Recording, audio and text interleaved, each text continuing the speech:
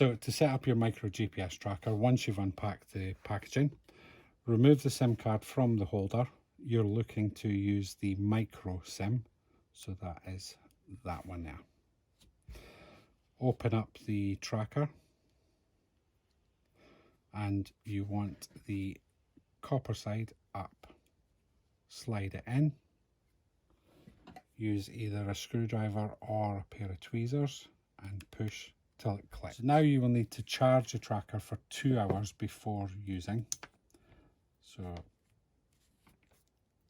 use the cables connected. Slide the plug up. Plug it into the mains. Remove the plastic cover and insert and leave to charge for 2 hours. So once the tracker has been charging for 2 hours and you've downloaded the app from the App Store or Google Play,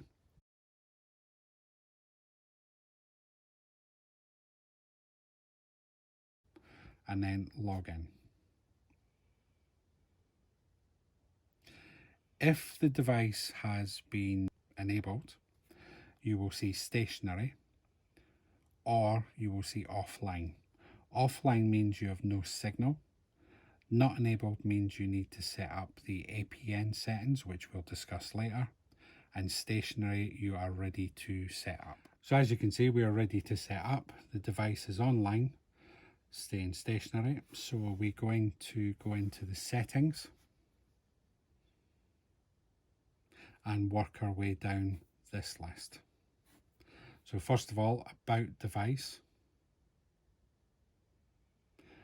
To edit, you will see the pencil at the top, press on it, and you want to make sure that you have LBS and Wi-Fi selected. Enter your contact number, description what you want to see when the device communicates with you, and the mobile number that is in the device, and then press save. Saved successfully and return back to list. Now I'd recommend you change the password from the factory default, which you insert here, and create your own new password to make it secure. Once inserted, press submit. Interval for upload. You have 4 choices: every minute, every 10 minutes, every hour, or every 12 hours.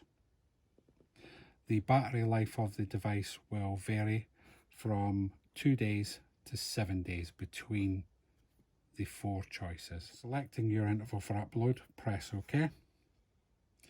The device will then communicate with the app, and once the communication has completed,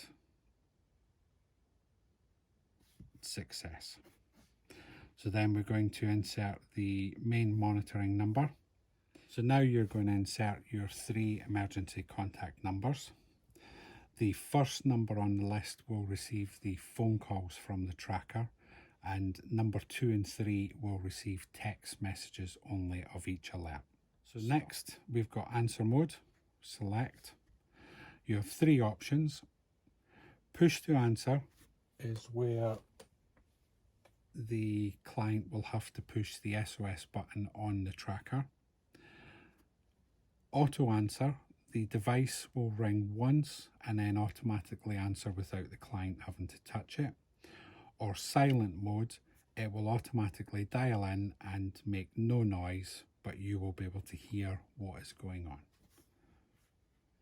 So next, we're going to go on to alarm mode. Always select SMS, phone and platform alarm so that all functions of the tracker will work, and then press OK. So your fall alarm, select. If you're using Android, the fall alarm, if it is switched off, will read off. iOS will read closed. To select on Android or open on iOS. Once the selection is made, press OK.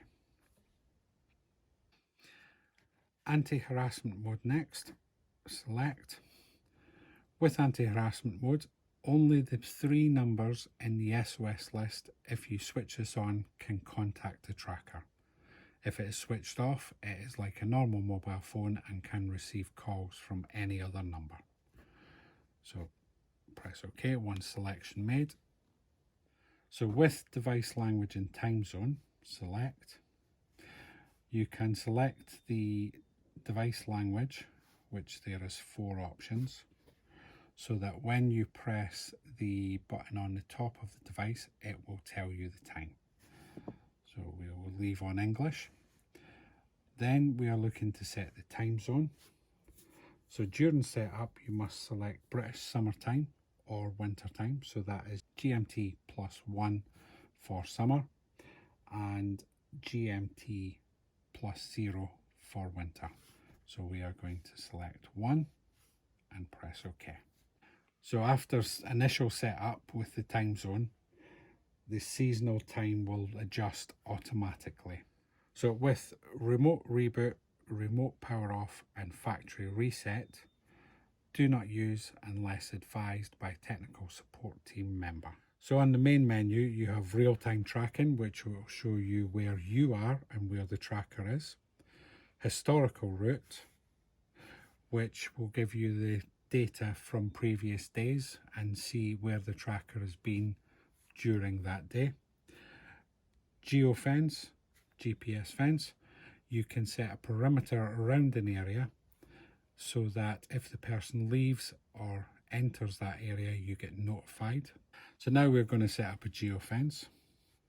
Click on geofence and then we will highlight that the blue dot is you and your mobile phone and the green arrow is the tracker. So we are looking to set up a geofence around the tracker.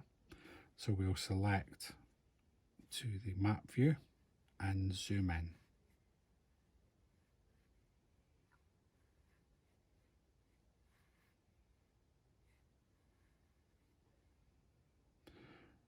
So now you can increase the size of the area.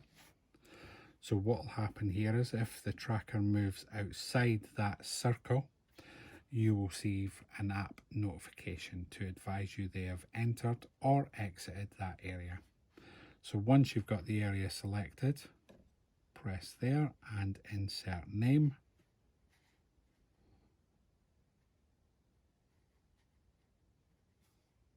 Press OK. And this is now in your list. You can have as multiple of geofences as required, and you can also, once they are, edit or delete if you no longer use them. Healthy, you will record your health steps. Wi-Fi fence, you can attach it to local Wi-Fi's, and if they leave the Wi-Fi, it will advise you the same as a geofence. So now we're going to select Wi-Fi fence. For this, you must be in the property which the Wi-Fi is required to be selected. So we'll add new Wi-Fi. You can name it.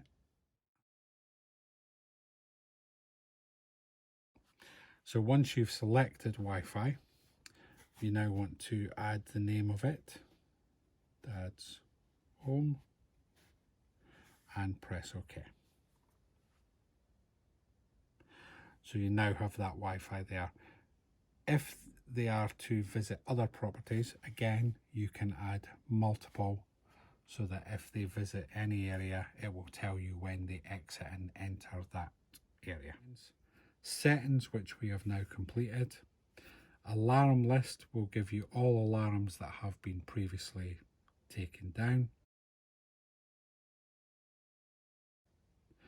Remind settings is to enable whether you want ringtone remind by mobile phone, vibration alert by mobile phone. And also you have log out.